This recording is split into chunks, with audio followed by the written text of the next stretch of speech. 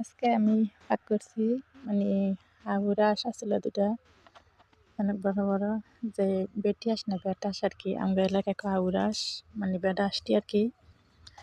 Guys আসসালামু আলাইকুম, কেমন আছেন আপনারা? আশা করি ভালো আছেন। আপনাকে তো আলহামদুলিল্লাহ আমরাও ভালো আছি।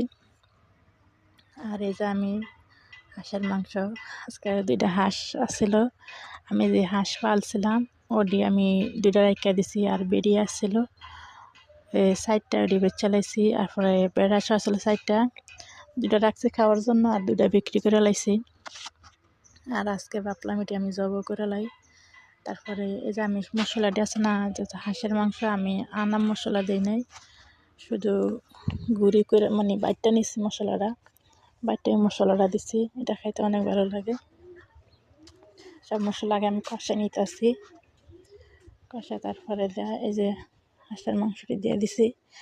আর আমি আর আমার মেয়ে খাই, আমার ছেলে খায় না মাংস, এটা মানে হাঁসের মাংস পছন্দ করে না।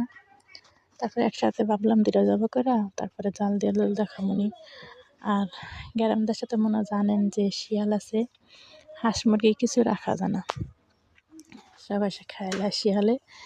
এই কারণে আমি দুটো একসাথে জব করে লাইছি, যে রান্না আমরা দুনো মাইজে অনেক 3-4 দিন লাগাতে খাইতে পারবো। আমার শ্বশুরও খায় না, শাশুড়ও খায় না, মানে এরা খায় না। আর এই যে আমি বেশি করে কষা নিতেছি ডাইকা কষানোর পরে তারপরে আমি অনেকক্ষণ লাগে কষাইতেছি, শুধু এভাবে কষাইয়া মানে করে মানে বুনার মতো করে মানে সাথে কোনো কিছু দেবো না, গ্যাসটা ভাগ করবো, সাথে আলু দেবো না।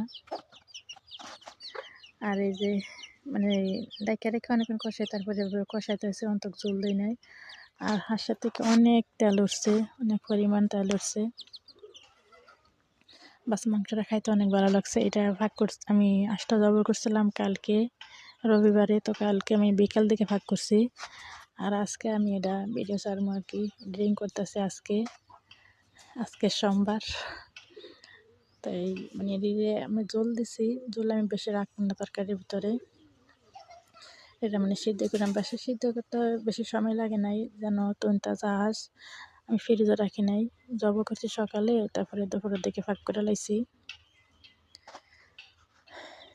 এই যে আমার তরকারি রান্না করায় শেষ হয়ে আইছে, আমার জাল করতেছে, আমি একটা চুলায় বসাইছি ফাউল মানে বাহিরে। আমার হইতেছে মানে শেষ হয়ে আইছে, এতে আমি এখন চুলা বন্ধ করে লাইছি।